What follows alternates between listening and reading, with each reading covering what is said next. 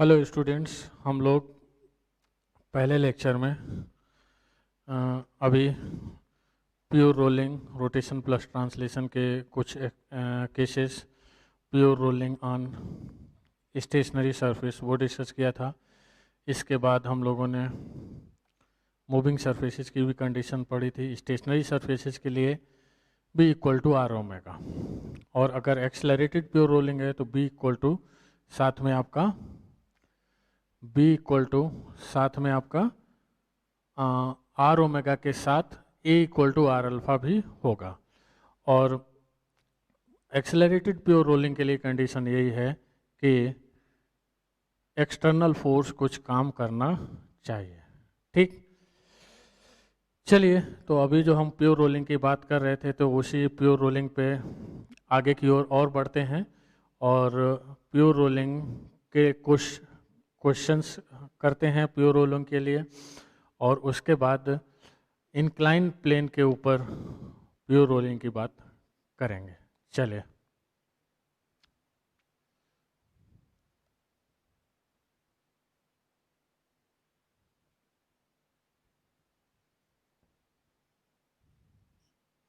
Pure rolling no slipping, ये lecture number हमारा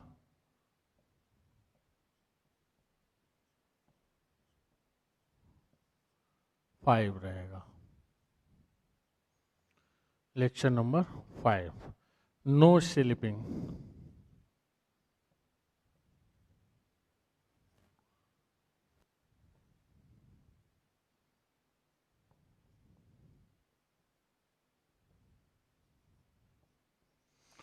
pure rolling चलिए, अब इसमें हम लोग इंक्लाइन प्लेन पे भी प्योर रोलिंग समझ लेते हैं, उसके बाद क्वेश्चंस की बात करते हैं।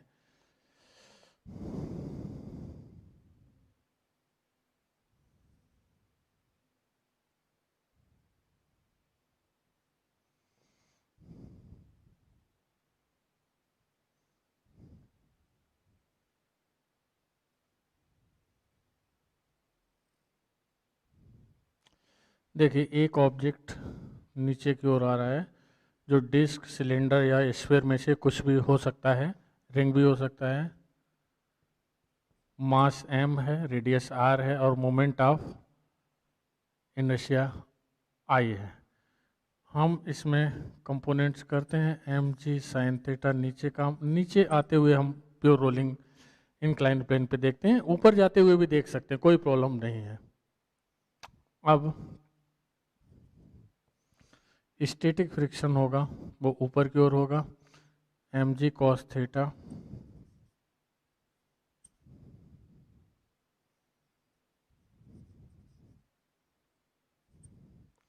और ये नॉर्मल रिएक्शन।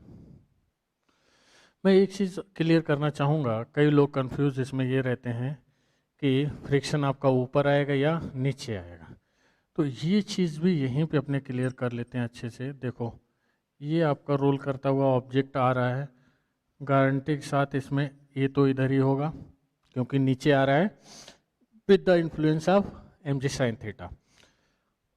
और ये स्टेशनरी सरफेस है इंक्लाइन प्लेन, तो स्टेशनरी सरफेस है, इसका मतलब जो कांटेक्ट पॉइंट है हम स्फीयर का इसके साथ बी मानते हैं, कांटेक्ट पॉइंट है ए, और इसमें बैक डायरेक्शन में एक्सेलरेशन होना चाहिए, एंगुलर एक्सेलरेशन। एंगुलर एक्सेलरेशन ऐसा होना चाहिए कि इसमें आर अल्फा रोटेशन वाला जो टेंजेंशियल एक्सेलरेशन है वो बैक डायरेक्शन में रहे। क्यों? जिससे ए और बी का एक्सेलरेशन बराबर हो जाए, मतलब A equal to B equal to 0 हो जाए, क्योंकि ये तो 0 है। तो 0 तभी हो सकता है जब ए और आर अल्फा दोनों अपोजिट हों। आर अल्फा देने के लिए फ्रिक्शन के अलावा कोई फोर्स अवेलेबल यहाँ पर नहीं है। जब फ्रिक्शन के अलावा कोई फोर्स अवेलेबल नहीं है तो हम क्या करेंगे, इसमें फ्रिक्शन को ही टॉर्क प्रोवाइडिंग फोर्स लेके चलेंगे। अब देखिए, फ्रिक्शन अगर आपका नीचे की तरफ होता, फ्रिक्शन नीचे की तरफ होता तो ऐसे क्लॉकवाइज टॉर्क देता, क्लॉकवाइज टॉर्क देखा तो आर अल्फा नीचे आ जाता, तो ए और आर अल्फा एक ही तरफ हो गए तो कभी भी नो स्लिपिंग नहीं हो सकता था।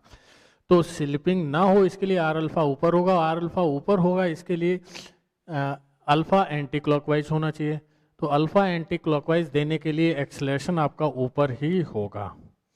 इसमें ए माइनस आर अल्फा यानी ए इक्वल टू आर अल्फा। तो हम इस तरीके से एडजस्ट करके देख लेंगे कि प्योर रोलिंग की कंडीशन जो है वो किस डायरेक्शन से जस्टिफाई होगी। कई बार ऐसा भी होगा अपने को नहीं समझ में आएगा कि किधर होना चाहिए फ्रिक्शन, किधर नहीं होना चाहिए, तो किधर भी मान के अपने कैलकुलेशन प्योर रोलिंग की कंडीशन लगा के करेंगे तो भी आंसर्स आएंगे। बट इसमें साफ दिख रहा है कि अल्फा कैसा होना चाहिए, एंटी क्लॉकवाइज। अल्फा कैसा होना चाहिए इसमें, एंटी क्लॉकवाइज।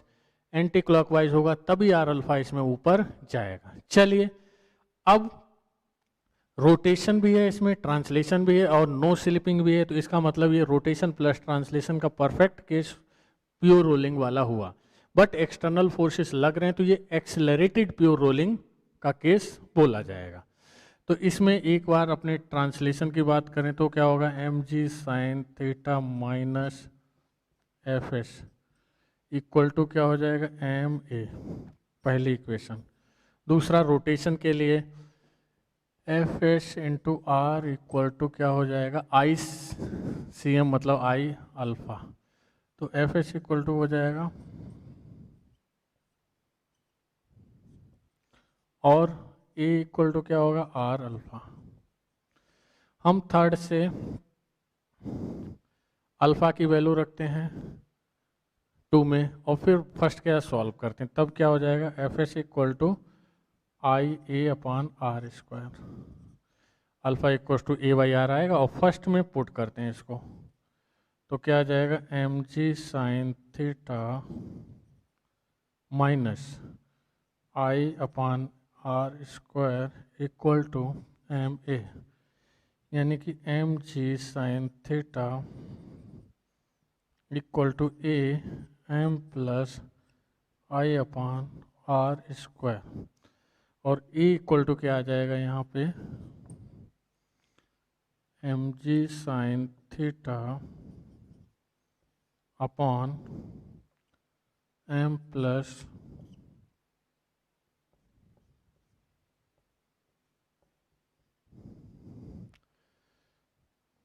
या एम से डिवाइड कर दो तो क्या आ जाएगा, g sine theta upon 1 plus I upon. अब इसमें ये रिजल्ट आपको याद ही कर लेना है, बहुत जगह काम आएगा, एसएचएम में भी काम आएगा। अब अच्छे से बात को समझो तो इसमें फिर क्या होगा,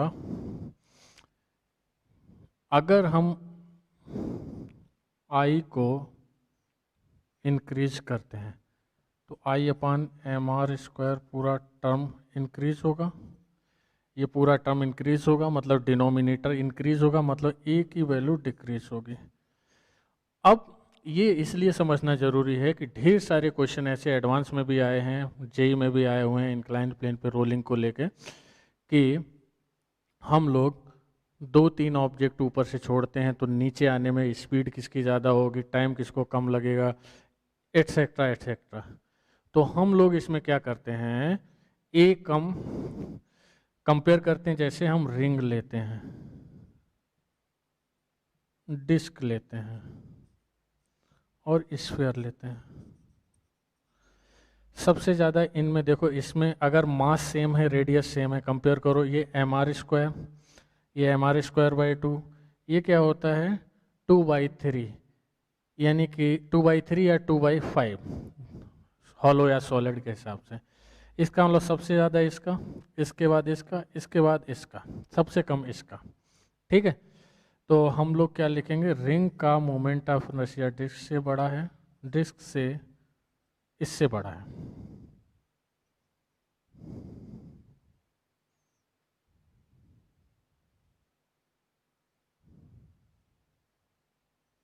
ठीक है, हमें मोमेंट ऑफ इनर्शिया का तो रिलेशन पता ही होगा, मैंने क्या बोला, ये एम आर स्क्वायर, ये एम आर स्क्वायर बाई 2।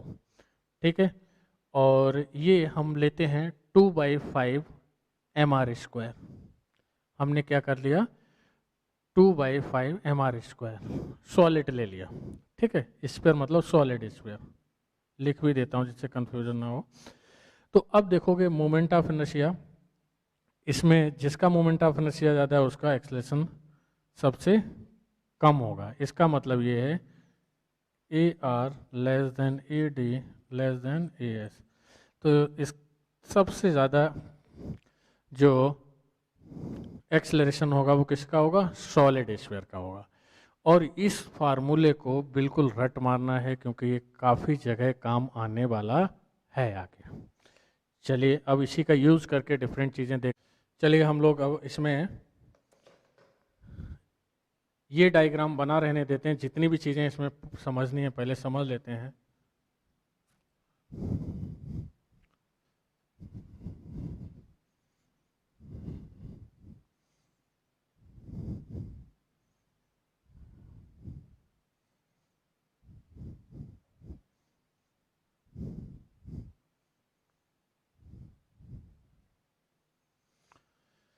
अब देखिए हमने ए निकाल लिया यहाँ पर और फ्रिक्शन निकालते हैं।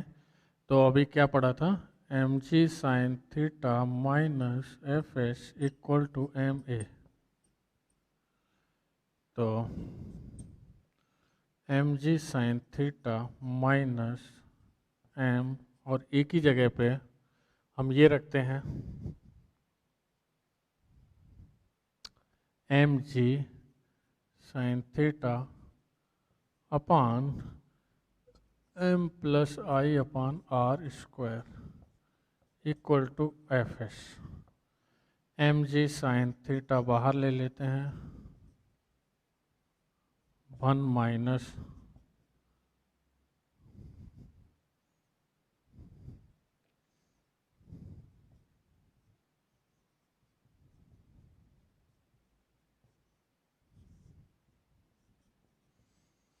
ये हो जाएगा एम जी साइन थीटा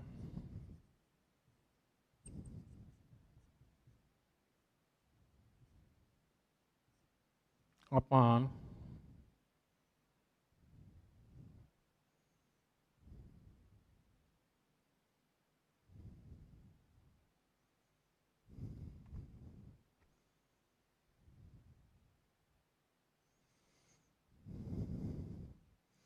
ये एम स्क्वायर हो जाएगा यहाँ पे।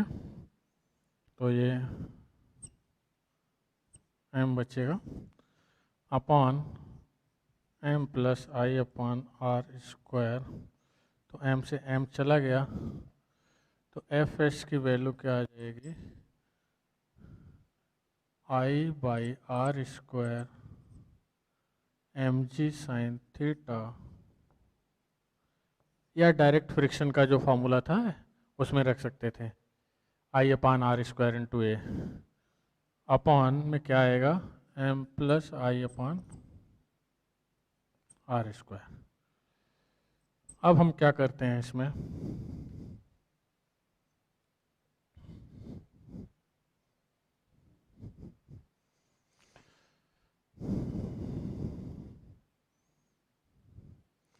आई एम जी साइन थीटा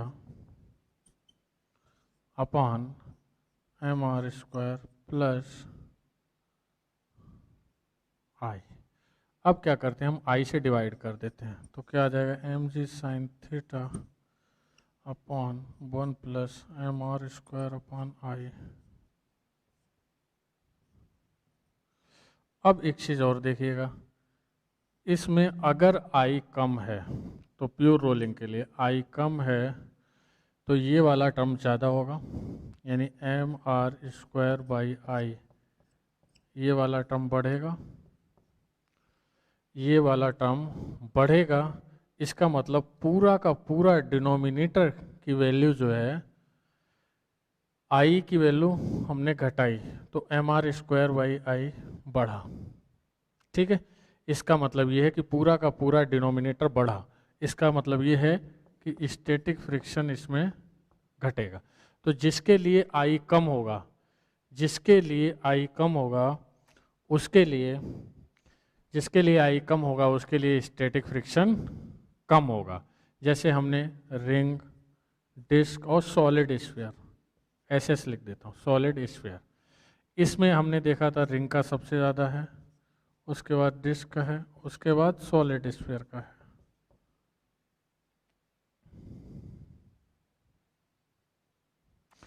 तो जिसका सबसे कम है उसके लिए स्टैटिक फ्रिक्शन की रिक्वायरमेंट भी सबसे कम होगी। That is static friction for solid sphere less than. तो ये सब कंडीशंस जो हैं हम जज कर सकते हैं। फिर से एक बार समझ लो, ये बात रट लेनी है तुम्हें, आई स्टैटिक फ्रिक्शन की इतनी रिक्वायरमेंट है।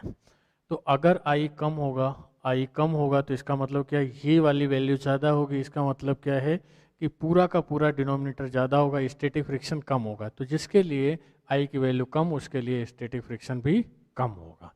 ये रट लेना है, डायरेक्ट क्वेश्चंस इस पे आते हैं। चलिए इसमें और आगे कितना कोफिशिएंट ऑफ फ्रिक्शन रिक्वायर्ड होगा वो भी बात करते हैं।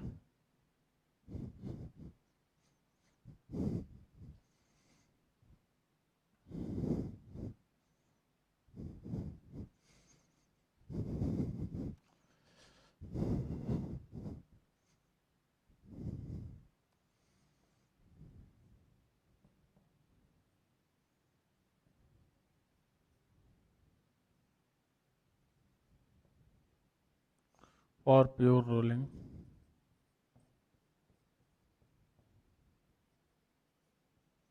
ये क्या है, एम जी साइन थीटा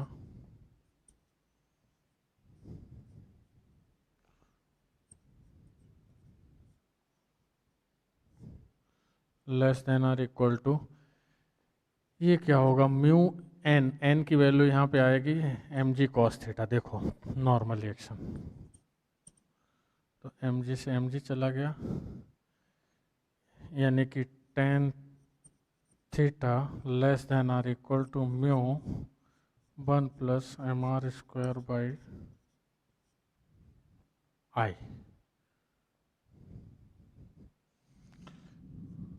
ठीक है, जैसे for ring tan theta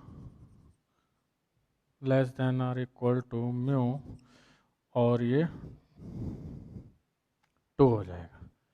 for disc, disc के लिए आई की वैल्यू क्या होगी, m are square by 2, m r तो यहाँ पे रख के देखो, तो tan theta less than r equal to mu 1 plus by 2, यानी ये ऊपर पहुंच जाएगा, तो क्या आ जाएगा। ठीक है, तो इस तरीके से हम कोफिशिएंट ऑफ फ्रिक्शन की वैल्यू भी निकाल सकते हैं अपने जो भी हमें रिक्वायर्ड ऑब्जेक्ट है उसके लिए। तो ये प्योर रोलिंग आपकी इंक्लाइन प्लेन पे, जिसमें हमने अभी किसकी बात की, एक तो इसके एक्सेलरेशन की बात की, दूसरी हमने इसके स्टैटिक फ्रिक्शन कितना रिक्वायर्ड है उसकी बात की। एक्सेलरेशन क्या आया था, जी sine theta upon A plus I upon M R square.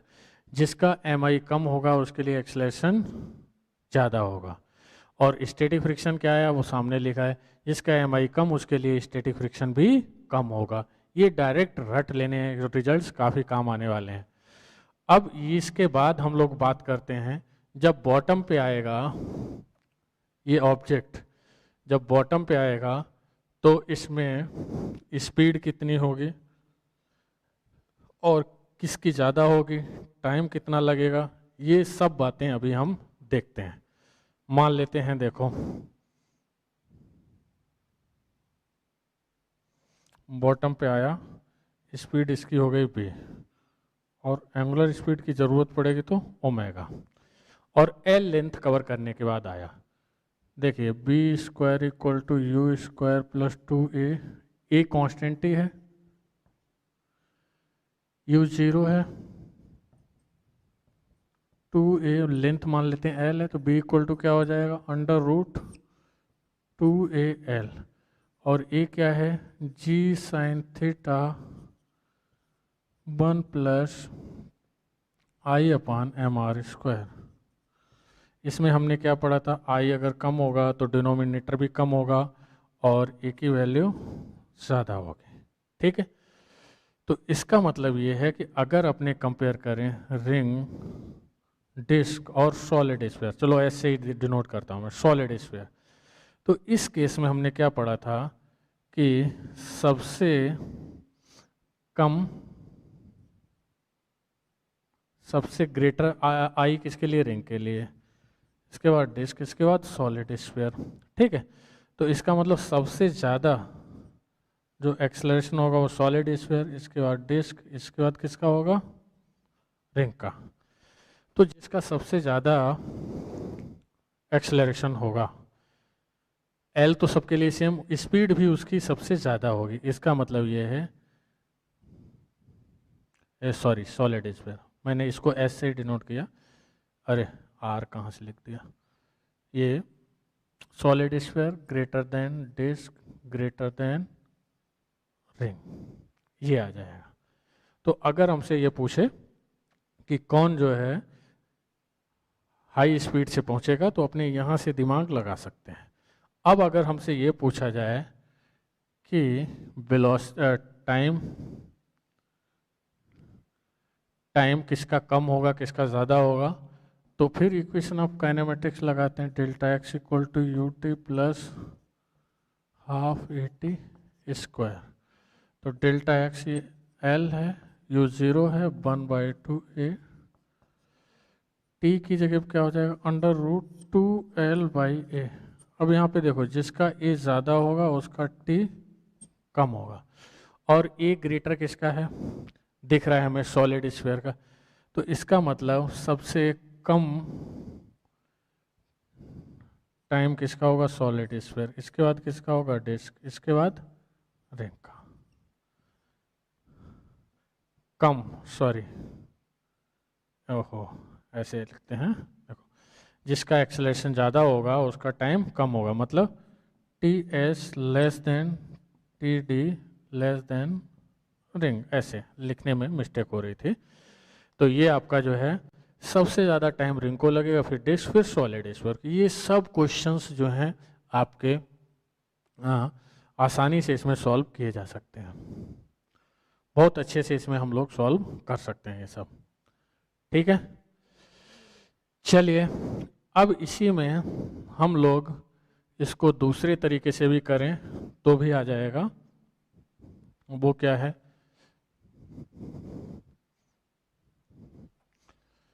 मान लेते हैं जिस हाइट से ये नीचे आ रहा है वो हाइट है h, इसमें स्लिप कर नहीं रहा कांटेक्ट पॉइंट पे, जब स्लिप नहीं कर रहा है इट मीन्स, जब ये स्लिप नहीं कर रहा है इट मीन्स ये जो है कांटेक्ट पॉइंट पे work done by friction zero, work done by friction zero है, तो यहाँ पे मैकेनिकल एनर्जी कंजर्वेशन लगा सकते हैं, decrease in potential equal to क्या होगा, इंक्रीज इन काइनेटिक, तो ये mgh हो गया, और ये 1/2 mv² plus 1/2 I omega square, b का मतलब BCM, I का मतलब ICM with respect to centre of mass, ये हमने पहले ही पढ़ा हुआ है। तो इस तरीके से भी हम लोग कर सकते हैं, इससे भी थोड़ा आसान हो जाता है, बट मैं सजेस्ट करूंगा कि आप लोग जो है फार्मूला एटलीस्ट फ्रिक्शन वाला, फ्रिक्शन वाला और एक्सेलरेशन वाला याद कर लें, तो उसके बिहाफ पे क्या है ना, आपका टाइम का रिलेशन कैसा होगा, स्पीड का रिलेशन, वो सब बताया जा सकता है, और स्पीड डायरेक्टली हम लोग यहाँ से भी निकाल सकते हैं। ये हमने डाउन द इंक्लाइन आते हुए सब चीज़ें देखी थी, अप द इंक्लाइन जाते हुए भी देखी जा सकती हैं, कोई प्रॉब्लम नहीं है। चलो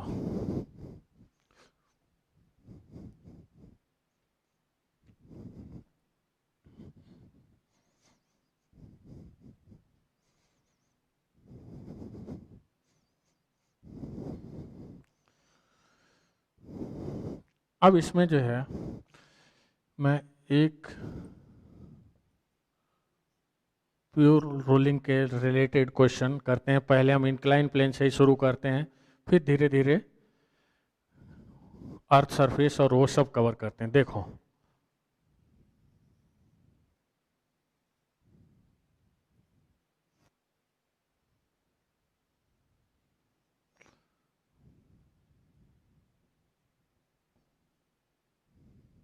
ठीक है, ये ऑब्जेक्ट नीचे आ रहा है, मान लेते हैं एल लेंथ कवर करते हुए आ रहा है।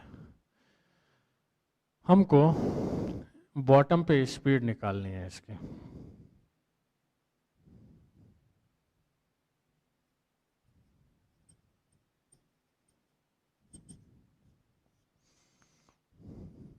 If mu equals to mu minimum pure rolling के लिए, mu equal to 0 if mu is less than mu minimum for pure rolling. Mu minimum मतलब फॉर प्योर रोलिंग, जितना चाहिए हमें।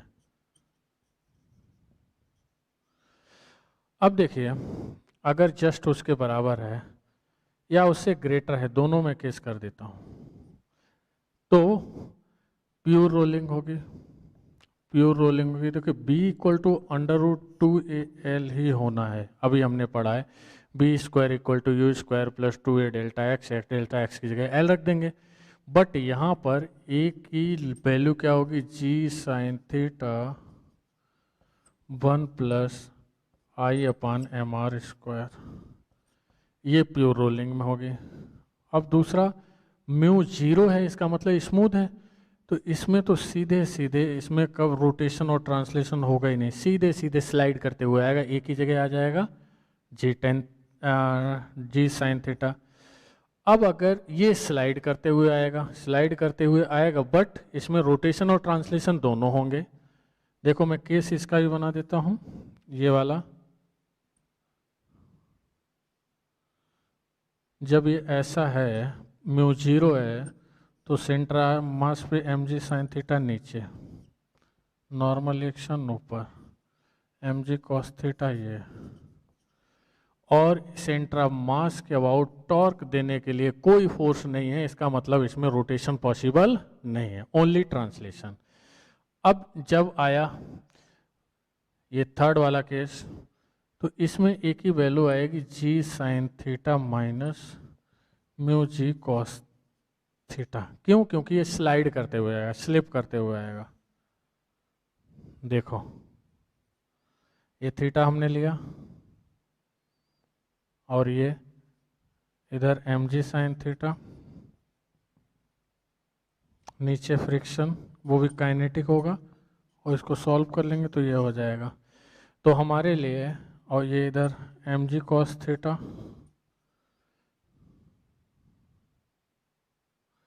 इधर ये नॉर्मल एक्शन, ये एम जी कॉस थीटा, ये सेंटर ऑफ मास, इसमें होगा रोटेशन प्लस ट्रांसलेशन, क्योंकि सेंटर ऑफ मास के अबाउट देखिए ये फ्रिक्शन टॉर्क देगा, बट ये स्लिप करके आएगा, तो अपने को एक्सेलरेशन निकालने में कोई दिक्कत नहीं है।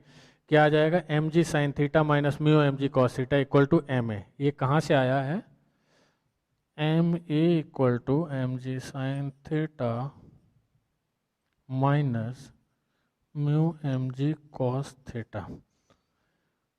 तो इस तरीके से कंडीशन इसमें रहेगी। प्योर रोलिंग में एक ही वैल्यू ये, जब फ्रिक्शन है ही नहीं तो ये, जब फ्रिक्शन है बट स्लिप करता हुआ ऑब्जेक्ट आ रहा है तो ये रहेगा। चलिए अब इसको आगे और समझते हैं चीज़ें।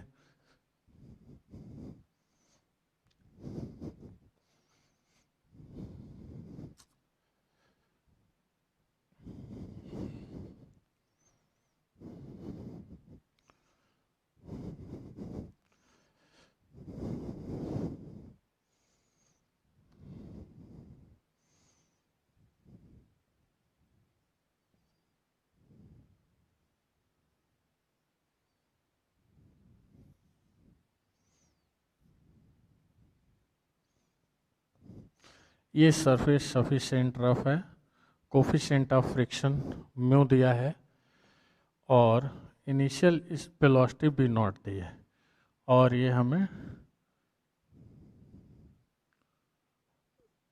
सॉलिड स्फीयर, मैं इधर लिख देता हूँ, ये सॉलिड स्फीयर की बात की गई है, मास m रेडियस r है। ठीक है, अब अपने को टाइम कॉमा वेलोसिटी v और ओमेगा ये सब निकालने हैं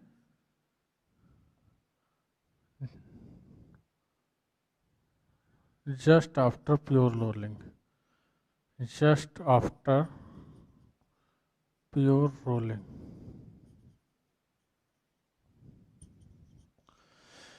अब इसमें ये देखना है कि पहले तो मोशन देखो कि केवल ट्रांसलेशन होगा कि केवल रोटेशन होगा कि दोनों होगा, ये चेक करना पड़ेगा। देखिए भाई, इसमें ये तो क्लियर है, ये स्लिप करेगा तो पीछे की तरफ फ्रिक्शन लगेगा, ऐसे नॉर्मल रिएक्शन इसमें लग रहा होगा, और बैक डाउनवर्ड mg लगेगा।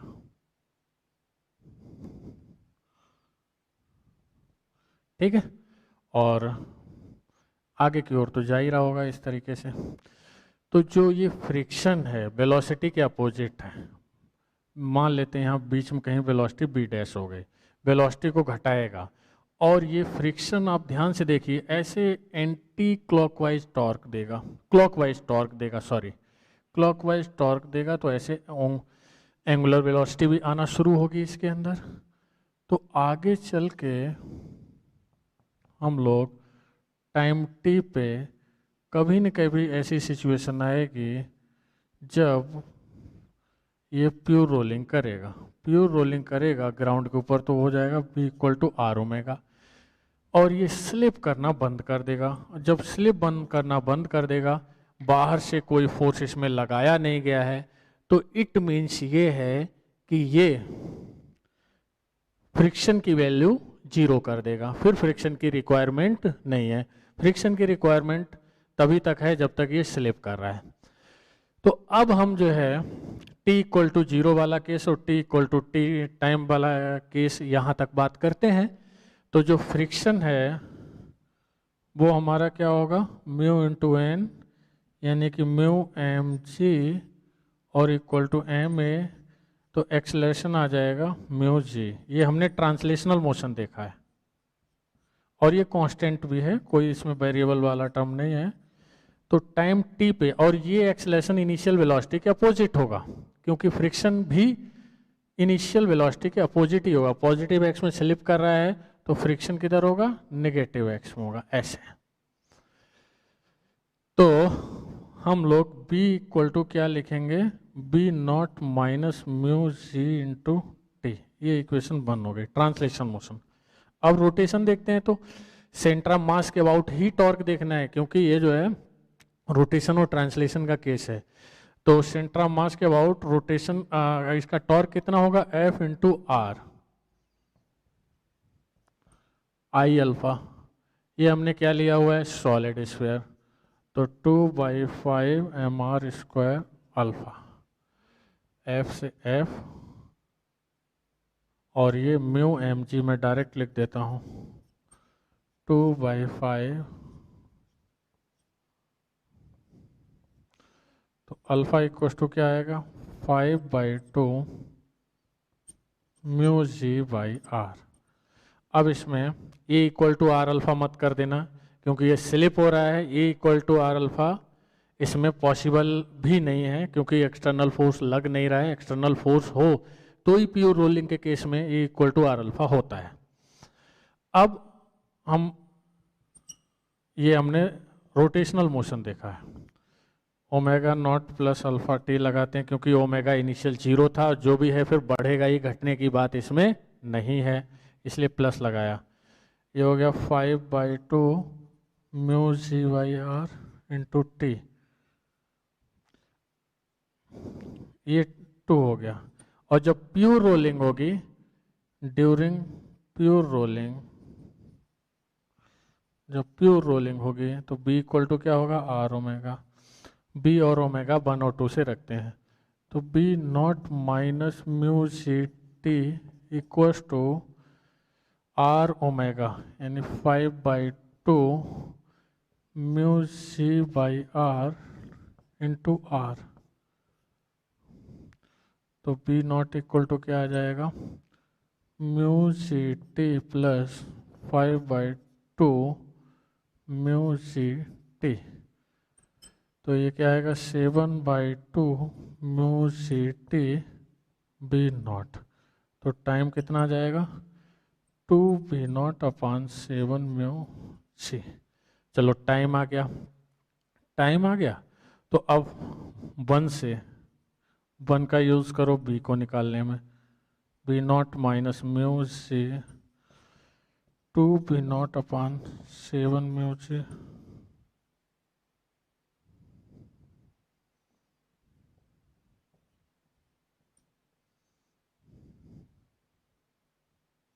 टू का यूज़ करो,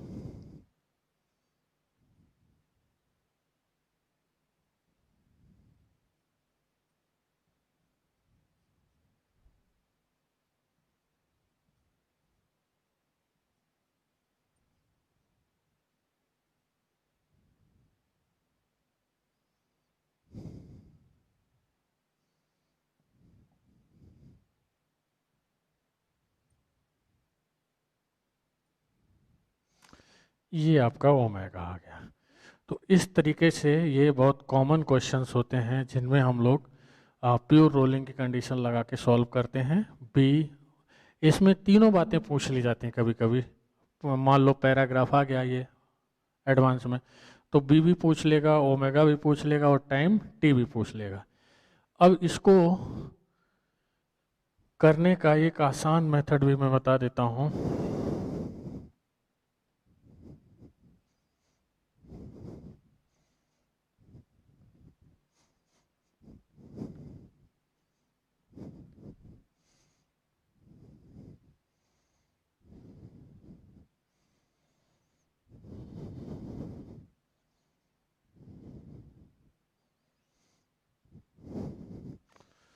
हम लोग क्या करते हैं, कंजर्वेशन ऑफ एंगुलर मोमेंटम लगाते हैं इस पॉइंट के अबाउट, पॉइंट कांटेक्ट के अबाउट।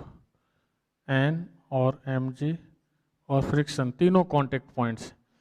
तो L initial equals to L final about contact point, about contact point जो कि पी है। क्यों, क्योंकि इस पॉइंट से तीनों फोर्स पास हो रहे हैं, तो यहाँ पे टॉर्क की वैल्यू 0 है, तो इस पॉइंट के अबाउट कांस्टेंट होगा। यहाँ देखोगे नहीं होगा क्योंकि इसका फ्रिक्शन टॉर्क मिलेगा। किसी भी पॉइंट में आप देखोगे स्पेस में और नहीं मिलेगा टॉर्क 0, इसी के अबाउट मिल रहा है। तो इनिशियल एंगुलर मोमेंटम देखो केवल ट्रांसलेशन से है, और यहाँ पे खड़े हो जाओ तो ये centre of mass B not कैसे घुमाने की कोशिश करेगा, क्लॉकवाइज। इसको चलो मैं प्लस लिख देता हूँ, एम बी नॉट आर, क्योंकि ये नॉर्मल डिस्टेंस क्या होगी आर। अब जब प्योर रोलिंग हो गई तो इसमें ट्रांसलेशन वाला तो अभी भी क्लॉकवाइज, और ये ओमेगा भी कैसे घूम रहा है, क्लॉकवाइज। तो प्लस कर दो आई सी एम ओमेगा, ठीक है। तो 2/5 एम आर स्क्वायर ओमेगा, ठीक है। चलो इसमें एम एम, तो बी नॉट इक्वल टू क्या आ जाएगा, बी प्लस 2/5, और बी इक्वल टू क्या है, आर ओमेगा। तो यहाँ पे क्या लिख देंगे बी, तो फिर ये क्या आ जाएगा 7/, तो बी की वैल्यू यहाँ से डायरेक्टली क्या आ जाएगी 5b0/7, और B equal to are omega. तो इस तरीके से हम पुट करके निकाल लेंगे। चलिए आगे बढ़ते हैं। चलिए हम लोग और एक क्वेश्चन करके देखते हैं।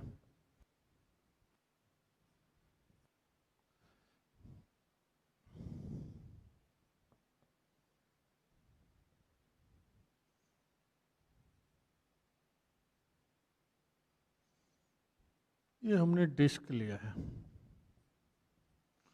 मास m, आर, रेडियस r, मास। अब इसमें हम क्या करते हैं,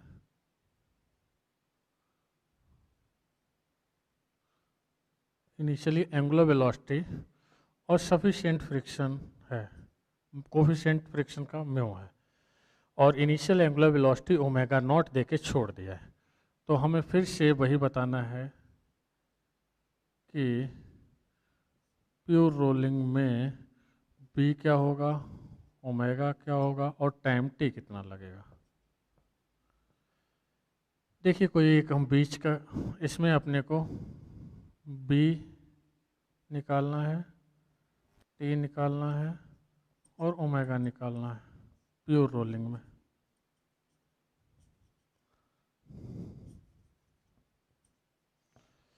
ठीक है, प्योर रोलिंग तक के लिए ये बातें करनी है और टी इक्वल टू 0 से ऐसा रखा है। हम इसमें बीच की कोई कंडीशन लेते हैं तो देखो ये ऐसे घूम रहा है, ऐसे ऐसे घूम रहा है, तो इस पे ऑब्वियस है कि पीछे की तरफ ऐसे स्लिप कर रहा होगा, तो फ्रिक्शन किधर लगेगा, आगे। तो फ्रिक्शन आगे लगेगा, तो ये वाला फ्रिक्शन क्या करेगा, लीनियर वेलोसिटी बढ़ाएगा जो कि इनिशियली 0 है। और ओमेगा तो आपका देखिए, ओमेगा आपका ऐसे दिया हुआ है क्लॉकवाइज, इसको मैं ओमेगा डैश लिख देता हूँ। और ये फ्रिक्शन टॉर्क कैसा देगा, एंटी क्लॉकवाइज। मतलब ये फ्रिक्शन दो काम करेगा, एक तो ये लीनियर वेलोसिटी बढ़ाएगा और एंगुलर वेलोसिटी को घटाएगा। और फाइनली जब b equal to are omega हो जाएगा तो वो आपका प्योर रोलिंग की कंडीशन बन जाएगी। चलिए इसमें भी देखिए दो तरीके हैं करने के। वो क्या है कि एक तो इक्वेशन ऑफ काइनेमेटिक्स बना के और दूसरा conservation of angular momentum. Conservation of angular momentum से काफ़ी आसान पड़ जाता है। देखिए चलो एफ इक्वल टू तो देखो भाई होगा mu M G equal to M A करते हैं, एम से एम कट गया तो ए इक्वल टू क्या हो जाएगा, म्यू इंटू जी। और आगे की तरफ हम कंजर्वेशन ऑफ एंगुलर मोमेंटम ही लगाते हैं और कांटेक्ट पॉइंट के अबाउट।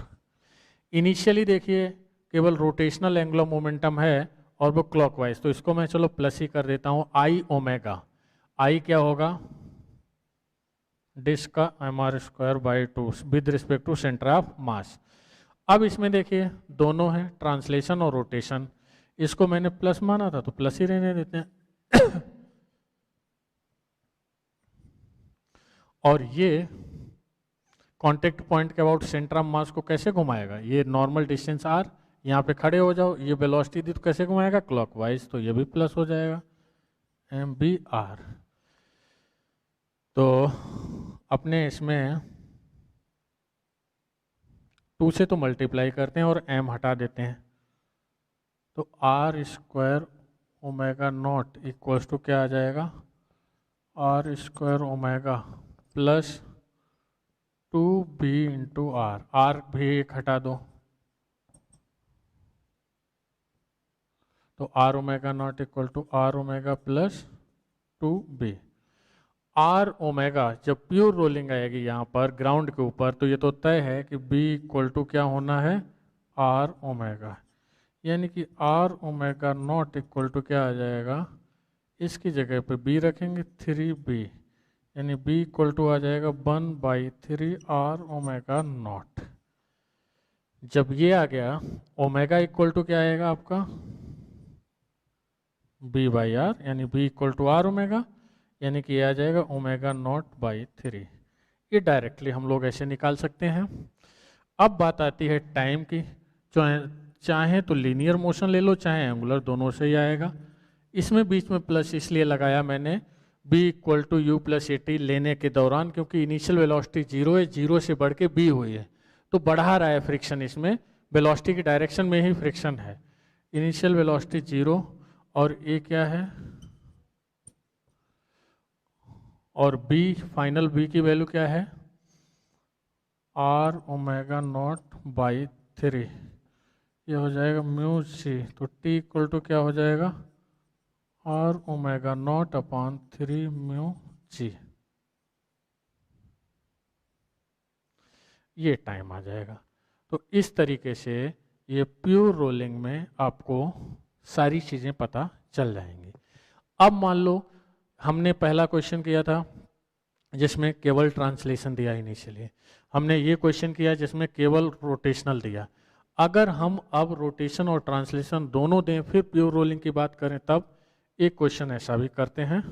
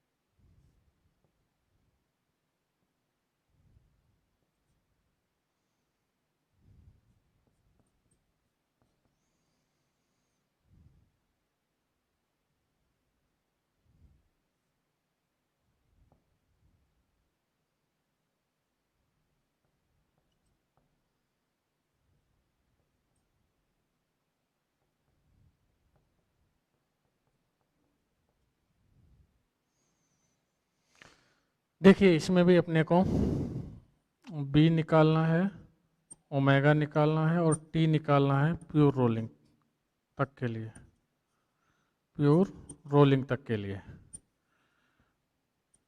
अब इसमें ध्यान से देखो, पहला केस देखो, पहला केस देखोगे तो इसमें दो वेलोसिटी हैं, एक ये और एक ये। अब ये जो कांटेक्ट पॉइंट है इस पर बी नॉट भी आगे और आर ओमेगा नॉट भी आगे, तो गारंटी के साथ इसमें फ्रिक्शन किधर लगेगा, पीछे। और फ्रिक्शन की वैल्यू क्या होगी वो अपने को मालूम है, म्यू एम जी, और इक्वल टू क्या हो जाएगा, एम ए। तो एम से एम कट गया तो ए इक्वल टू क्या हो जाएगा, म्यू जी। ये आपका बैक डायरेक्शन में होगा, ठीक है। तो इसमें भी हम conservation of angular momentum with respect to contact point लगा लेते हैं इसके और इसके बीच में। जब ये प्योर रोलिंग में आएगा तो ओमेगा आपका ऐसे क्लॉकवाइज हो जाएगा और b equal to are omega होगा गारंटी के साथ। तो हम, ठीक है, कांटेक्ट पॉइंट के अबाउट करते हैं ये काम, कांटेक्ट पॉइंट, ये हम कांटेक्ट पॉइंट के अबाउट करते हैं ये काम। अब देखिए कांटेक्ट पॉइंट के अबाउट इनिशियली आप देखेंगे एंटी क्लॉकवाइज है रोटेशन की वजह से एंगुलर मोमेंटम, तो इसमें हम माइनस ले लेते हैं एंटी क्लॉकवाइज वाले को, क्लॉकवाइज वाले को प्लस, दोनों है रोटेशन और ट्रांसलेशन। और एंटी क्लॉकवाइज वाले को हम क्या लिखेंगे, माइनस, और रोटेशन का क्या होता है, आई सी एम ओमेगा, यानी सेंट्रा मास के रिस्पेक्ट में moment of inertia. Hollow sphere का कितना होता है, 2/3 एम आर स्क्वायर, यानी कि -2/3 एम आर स्क्वायर और ओमेगा नॉट प्लस, यहाँ पे खड़े होके देखो ये बी नॉट कैसे घुमाएगा, क्लॉकवाइज, तो इसको हमने प्लस ले लिया। आगे देखो फिर यहाँ पे खड़े होके देखोगे, अब ओमेगा की वजह से भी क्लॉकवाइज और बी की वजह से भी ऐसे सेंटर क्लॉकवाइज घूमेगा कांटेक्ट पॉइंट के अबाउट, तो फिर प्लस कर देते हैं।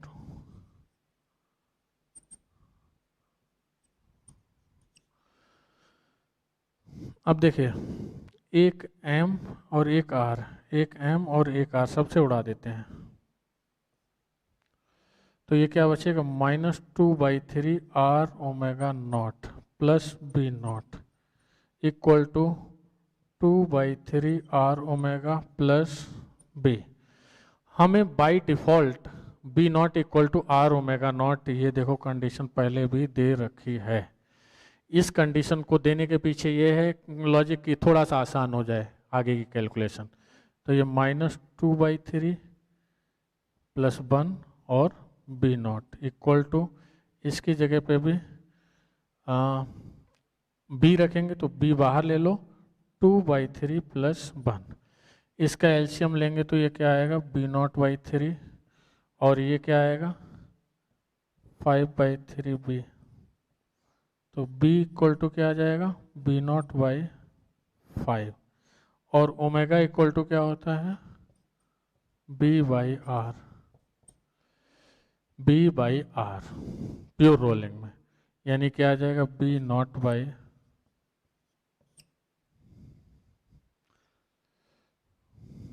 B equal to R omega होता है, B निकाल लिया हमने, ये आ जाएगा। अब बात आती है टाइम निकालने की। फ्रिक्शन आपका इनिशियल वेलोसिटी के अपोजिट है, तो हम इक्वेशन इसमें क्या लगाएंगे, B equal to U minus AT। ये फाइनल वेलोसिटी कितनी हो गई है, B0/5, और इनिशियल कितनी थी B0, और ये कितना है μg, तो μg into T equal to B0 minus B0/5, क्या हो गया 4B0/5, यानी t इक्वल्स टू क्या आ जाएगा 4B0/5 μg। ये आपका टाइम आ जाएगा। तो इस तरीके से इसमें आपके प्योर रोलिंग के क्वेश्चंस होते हैं। इसमें इनिशियली प्योर रोलिंग नहीं थी, रोटेशन प्लस ट्रांसलेशन था, बाद में प्योर रोलिंग हो गई। खास बात इसमें यह है कि एक्सटर्नल फोर्स ऐसा लग नहीं रहा जो मोशन को डिस्टर्ब करे। तो जब भी प्योर रोलिंग होगी तो प्योर रोलिंग होने के बाद इसमें फ्रिक्शन जीरो हो जाएगा। इसमें जो इम्पॉर्टेंट बात है वो यही है, जब भी प्योर रोलिंग निकलेगी, प्योर रोलिंग हट जाएगी, प्योर रोलिंग आ जाएगी, मतलब स्लिपिंग निकलेगी, प्योर रोलिंग आएगी, तो उसके बाद कांटेक्ट पॉइंट पे स्लिपिंग नहीं होगी, क्योंकि B equal to R omega हो गया। कांटेक्ट पॉइंट पे स्लिपिंग नहीं होगी तो फ्रिक्शन की वैल्यू हो जाएगी 0। कांटेक्ट पॉइंट पे स्लिपिंग नहीं होगी तो फ्रिक्शन 0। इंपॉर्टेंट क्या हुआ, फ्रिक्शन 0 कब, जब B equal to R omega हो जाएगा। इसके बाद फ्रिक्शन का बर्डन 0, मतलब जब B equal to R omega हो जाएगा तो, लेकिन इससे पहले फ्रिक्शन का बर्डन होगा।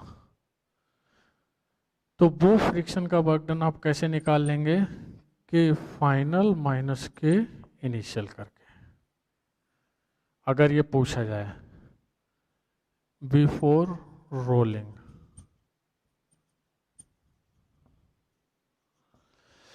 चलिए, हम लोगों ने इसमें रोटेशनल मोशन में 5 लेक्चर्स में थियरी प्लस क्वेश्चंस जो मुझे कराने होते हैं, जब हम लोग आमने सामने पढ़ते हैं तो मैं जो क्वेश्चंस मैं कराता हूं क्लास में अपने से, वो मैंने सारे करा दिए हैं लगभग।